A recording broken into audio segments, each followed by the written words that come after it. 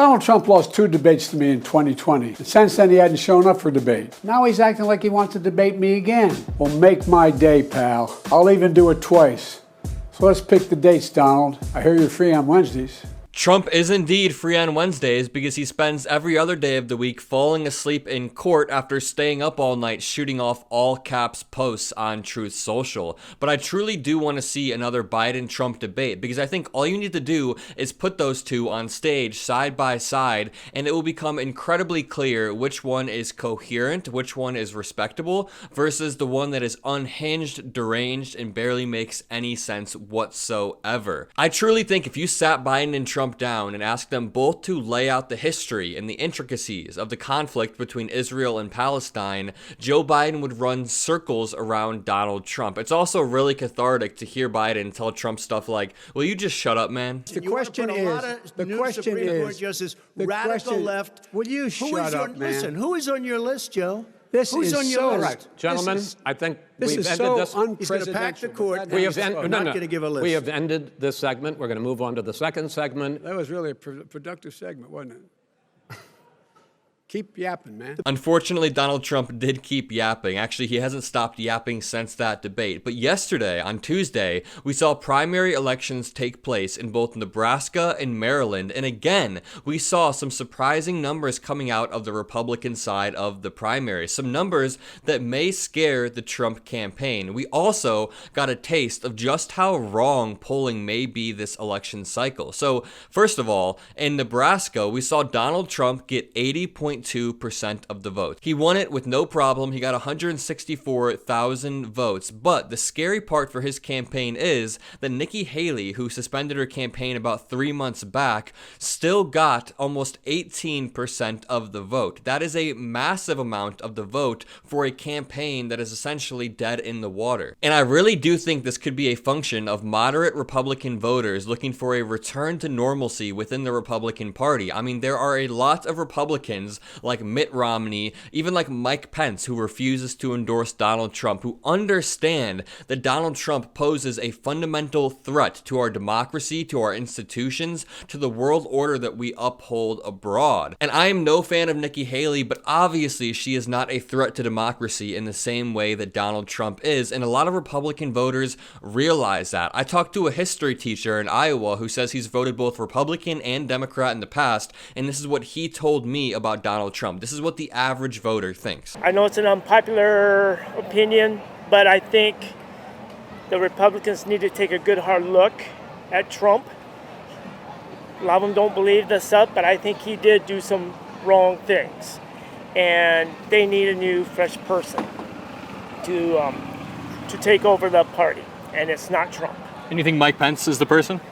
Pence, DeSantis, yeah, some of those people. Where do you think we begin to heal this problem where large amounts of the Republican Party think the election was stolen, think everything is rigged against Trump?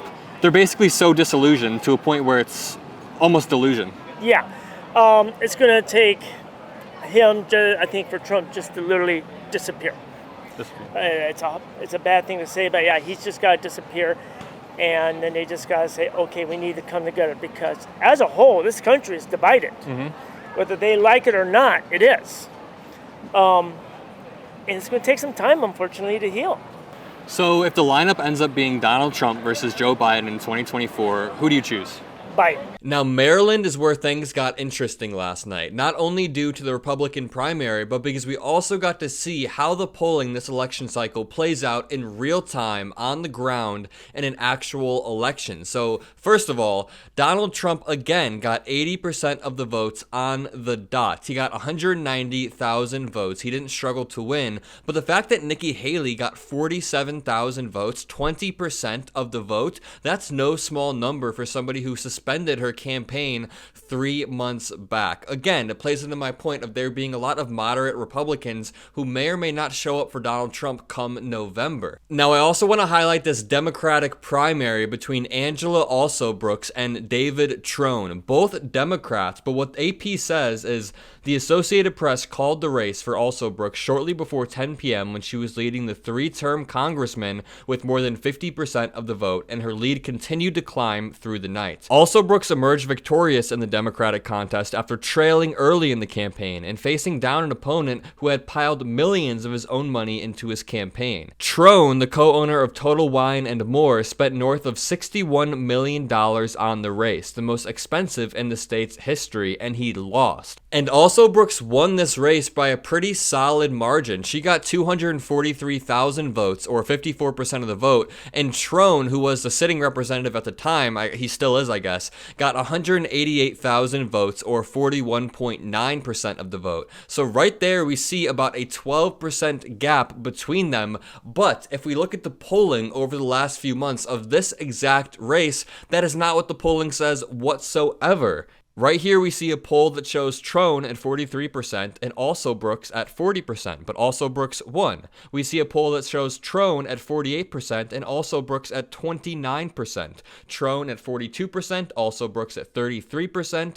Trone at 34%, also Brooks at 27%. Just to go back to the real results, also Brooks got 54% while Trone got 41.9%. So the polling that we've seen coming out of this exact race over the past few months was not at all indicative of how the race actually turned out. And according to all of the available polling data we have right now, Biden and Trump are neck and neck in all of the important swing states, and Trump is actually often leading by 1 or 2 points nationally, but we cannot let that discourage us because now we have proof that the results on the ground don't always reflect the polling leading up to an election. But with that being said, we cannot get complacent. We have to be out there mobilizing, canvassing, door knocking, doing what we can to get the vote out, or else we will cede ground to MAGA lunatics. There are a lot of voters who are just genuinely confused. They don't know the history of this country. They don't know how important our institutions are. I'm going to play a clip for you of a conversation I had with a Trump supporter a few months back, and this clip shows that a lot of Trump supporters just have no clue about the fundamental history of America. Before I play the clip, make sure you leave a like, comment a blue heart. Have a great day. Let's roll this clip. The Democrats were the ones that were for slavery. The Democrats were the ones that came up with the Jim Crow stuff. Even if all of that were true about slavery, which party flies the Confederate flag today? A lot of the Democrats. You really think Democrats fly the Confederate flag There's more than Democrats Republicans? that, yes. Overwhelmingly, you'll see a Confederate flag right next to a Trump flag. That's just how it works No, nowadays. I haven't seen that overwhelmingly. You really? You think, Where? was it Democrats or Republicans trying to take down Confederate statues? Confederate statues? Which party was trying to take down Confederate statues? What's the statue got to do with? You're saying that Democrats are pro-Confederate, but weren't Democrats trying to remove Confederate statues? Why are they doing that? Because they're anti-Confederate. No, they're not. Why are they trying to remove the statues then? Because they're trying to change the history of our country. You know what? Take your camera and go interview all these black people that are here, okay? Yeah. And you ask The them 3 if black they- people that are here? If you ask them